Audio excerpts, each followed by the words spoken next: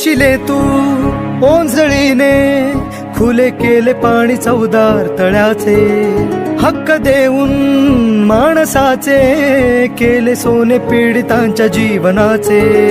शिका संघटित व्हा आणि संघर्ष करा, शिका संघटित व्हा आणि संघर्ष करा. मार्ग प्रगतीचा दाविला दिन भीमराया.